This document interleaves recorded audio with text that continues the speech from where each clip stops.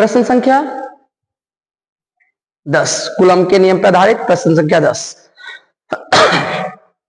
प्रश्न संख्या 10 आपका क्या कर रहा है, वायु में एक छोटे गोले के -0.4 माइक्रोकूलम आवेश के कारण 0.2 माइक्रोकूलम आवेश के एक दूसरे छोटे गोले पर आकर्षण बल कितना लगाता है, 0.4 न्यूटन। तो बताना है कि दोनों के बीच की दूरी क्या होगा, यानी पहला आवेश दिया गया है, दूसरा आवेश दिया गया है, दोनों के बीच लगने वाला बल दिया गया है और आपको बताना है दूरी। चलिए वायु में लेना है, तो बताओ वैद्युतीय बल का फॉर्मूला ए बराबर के इंटू Q1 इंटू Q2 बटा क्या होता है आर स्क्वायर। तो एक काम करो कि आर स्क्वायर निकालना, दूरी निकालना, तो आर स्क्वायर को ऊपर लेके चले जाओ, बल नीचे आ जाएगा। तो आर स्क्वायर का फॉर्मूला क्या बन गया, के इंटू Q1 इंटू Q2 और बटा में कौन आ गया बच्चों, F। चलिए वैल्यू सभी का पुट करना, बताओ वायु में के का मान कितना होता है, 9 गुना 10 के power 9। Very good very good. Q1 पहला आवेश कितना दिया हुआ है 0.4, माइनस और प्लस जो होता है वो सिर्फ बताता है बल की दिशा को कि आकर्षण हो रहा है या फिर विकर्षण हो रहा है, इसलिए कैलकुलेशन में केवल और केवल आवेश के परिमाण को लेंगे। ओके ध्यान रखिएगा, माइनस बल के कैलकुलेशन में माइनस दिशा को देगा, आवेश का जो माइनस चिन्ह होगा वो बताएगा कि आकर्षण या विकर्षण है, यानी बल की दिशा को देगा, तो केवल परिमाण को लेंगे। तो पहला आवेश कितना दिया हुआ है 0.4 माइक्रोकूलम, यानी -100 से गुना कर देंगे कूलम के लिए। दूसरा आवेश कितना दिया हुआ है 0.2 माइक्रोकूलम, तो कूलम में बदलेंगे तो -100 से गुना कर देंगे और बटा में क्या है F।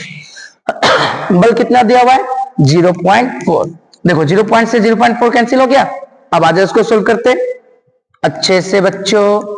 बताओ यहां पे 0.2 ऐसा कर लो कि पहले इसको लिख लेते हैं 9 और 0. कितना है 2, पावर वाले को सोल्व करो, -6 और -6 कितना हो गया -12, -12 और +9 कितना हो गया -3। चलिए अब ऐसा इसको करते हैं, थोड़ा इजी करने के लिए पॉइंट को हटाते हैं, तो देखो क्या हो जाएगा 9 और 0.2 को लिख सकते हैं 2/10, करेक्ट ना।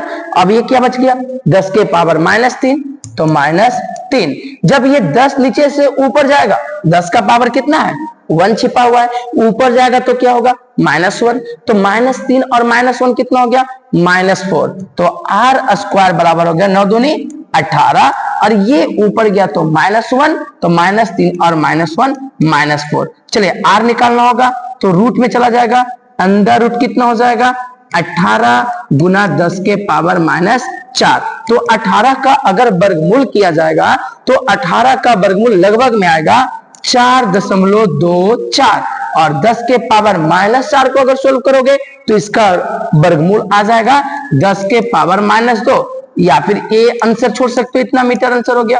या फिर पॉइंट को जब शिफ्ट करिएगा तो आप ये भी कर सकते हैं 42.4 और गुना 10 के पावर -3 मीटर, और ये दोनों के बीच का दूरी ज्ञात होता है।